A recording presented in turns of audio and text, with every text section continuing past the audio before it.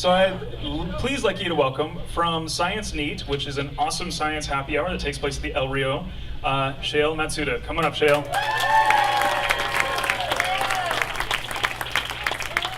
Awesome, thanks Bart. That's good.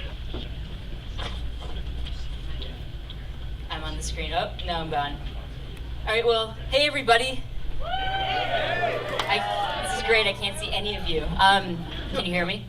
Yeah, awesome. So, as Bart said, my name is Shayle. I put on Science Nite at the El Rio. It's a monthly science happy hour pairing short talks and live demonstrations. Were any of you there yesterday? Yeah? Awesome. So the next one is in September. It's on fungi.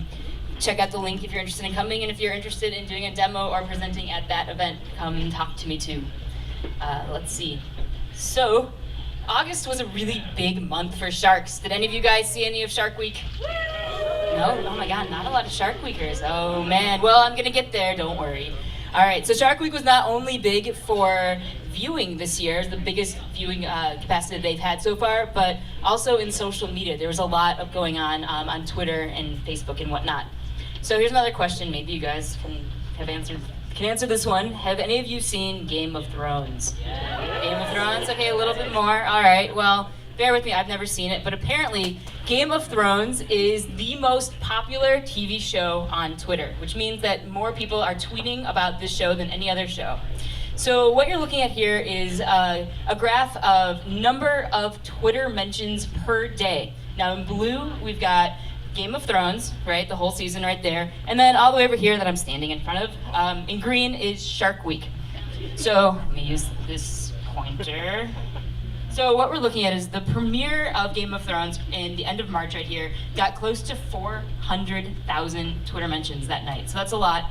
And then as we went through the rest of the season, you can kind of see the spikes every episode, every week. It kind of lowered down to about 150,000 tweets. Spiked up at the very end to a little over 500,000 tweets, and then I guess everybody got excited and watched it again the next week. But you know, there's a lot going on. Like everyone was like, you know, saying I don't know what's gonna happen, and since I don't really know the plot, I don't really know why. But if you move all the way over here to this green thing, we've got Shark Week. And what's really cool about Shark Week is that on the first night, they hit 400,000 tweets. Now that's the same as the most popular TV show on TV show on Twitter. And as you can see, during the week, it kind of lowered out a little bit, but the rest of the show, the rest of this week was still competitive with, you know, Game of Thrones every week, every episode. Now, that's really cool because that means that a lot of people are talking about sharks, hopefully learning about sharks too, which we'll get to. And actually, we'll get there right now. You ask a scientist, you know, how do you feel about Shark Week? And the answer is, like you guys kind of groaned at, it's a little bit complicated. Shark Week has been around since 1987, so if you're under 30, you probably grew up maybe watching it then, before you became scientists. But so people learning about sharks, awesome. People learning real facts about sharks, even better. Talking about sharks is great. But also there's a lot of myths going on in Shark Week, which you may have heard about, and also a lot of fear. So getting people scared of sharks is not good for shark conservation. And a good example of this is their first episode, that one that had the 400,000 Twitter mentions, was called Megalodon, the Monster Shark Lives. Now during this episode on their website, they posted this question, and this says, do you believe that the Megalodon is still alive? And I saw this and I was like, oh God, you know, right? This is terrible. So the answers were like, yes, the evidence for Megalodon can't be ignored. The monster shark lives, where I cringed. And then no, the scientists are right. Megalodon went extinct 1.5 million years ago. And I was watching the show and I was like, oh my God, like, seriously, like you can't ask this is terrible. And for those of you who heard about it, since you didn't actually see it, you probably know that it was a mockumentary with like a very, very little disclaimer on how untrue it was. Fake scientists, actors, it's horrible. Anyway, at the end of the show, they did their poll, and a whopping 73% of the people who responded to this poll said that yes, Megalodon exists. And that's really scary. Like, it's funny because you're like, oh my God, are you serious? But like Shark Week is on the Discovery Channel, which books itself as this nonfiction site. And they did have some really good shows on Shark Week this week too that were full of scientific fact and that were really good for shark conservation. But when you kick off with something like this, it really affects the way people view sharks. So since the late 70s when Jaws came to play, that's when we started getting really obsessed with this like fear of sharks. And Basically, like, what's really important with that is that we have to remember that, you know, sharks are, I'm not getting any sound on this though. There we go. Oh, they're awesome. All right, sharks need our help too. So, I wanted you to know that I'm ready to go. Heartbeat, my heartbeat. I wanted you to know whenever you are around. Can't speak, I can't speak. I wanted you to know that I'm ready to go. Heartbeat, my heartbeat. I wanted you to know whenever you are around. I can't speak, I can't speak.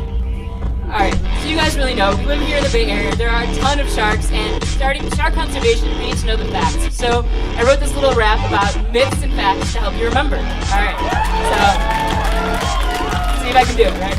Okay. Myth 1, all sharks want to eat us. They're just swimming around, waiting until they find us. But that's not true. They're not looking for you, something better than you. They're not on our track, they want seals or krill. We know better than that. All those attacks, mistaken identity. From the surface, we look like the enemy. Most shark attacks don't end in fatality. Shark encounters leave us alive. You see, Coots went surfing, something biting. Lost his leg, doesn't blame them. Now he saves them. Shark attack survivor, working to make shark future brighter. Now on to myth 2. All sharks are the same. There's over 500 species.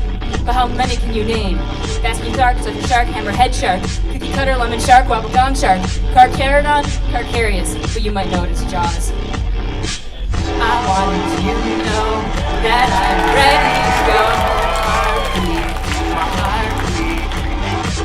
I wanted you to know whenever you are around. Can't speak, I can't speak. I wanted you to know that I'm ready to go. Heartbeat, my heartbeat. I wanted you to know whenever you are around. Can't speak, I can't speak. Now on to myth 3. Better know sharks in the sea, but these apex predators keep the oceans healthy. They regulate the ecosystem, keep balance in the food chain. These keystone species go after the sick and the drained. Stupid, not funny. Killing 100 million sharks every year and counting. Eating shark fin soup is the reason for it. Good for medicine or just for the sport of it. Eating fins can't change your fate. Thinners make it $100 each plate. Shark bodies thrown back into the sea. We can't protect what we can't see. Right, wrong, banning shark fin trade all across this country. San Francisco too. Might be hard with megalodons coming for you. Discovery lies, but the ratings still accrue. You were wrong, but everybody listened to you. You were crazy, betrayed our trust, and why sharks matter. Bringing truth caused their lives to shatter. I wanted you to know that I'm ready to go. Heartbeat, my heartbeat. You guys can sing too. I wanted you to know whenever you are around. Can't speak, I can't speak. I wanted you to know that I am ready to go. Heartbeat, my heartbeat. I wanted you to know whenever you are around. Can't speak, I can't speak. So we're done? Not quite yet. Here's the facts. Don't you forget, sharks been around for millions of years. Survived 5 mass extinctions in their careers. We got sharks living here in the bay. Smell a drop of blood 3 miles away. Alas, what brains you see. Develop brains and complex sensory. They can see farther than any of us can see. Blood reception, figure out where to be. Shark biology is rad, face it. We need sharks in the ocean, basic. They try to tell you lies to make you scared, not true. Oh man. What can they be hiding? New York shark in the subway riding. Alright, hold on. Do we need sharks? Are they dying? Why are we scared? Are we trying? Start by learning the facts. We gotta save the sharks, and I mean that. Alright. Almost got through it. Thank you. Alright. But I'm bringing it down to a little bit more serious note. Sharks actually are in trouble, and I don't know if you guys heard, but in San Francisco, we passed AB 376. Anybody hear about that? Shark fin ban? Anybody? Yes? Okay, good. It's important San Francisco knowledge. But what's really interesting about this is that this bill bans all shark fins. So that's sharks that were finned, and that is when they are caught and their fins are cut off and their bodies are thrown back into the ocean, so only the fins come back. That's shark finning. But also there are a lot of federal laws that are set up for sustainable shark catching, and that's when like a shark is landed and the whole body is brought back and it's cataloged and basically like caught in a way that would be more sustainable. But we've banned everything here, and there's a big debate going on right now. So if you're following the news right now, it's at federal court trying to decide if we can keep doing this. So learn your facts, be part of the good discussion.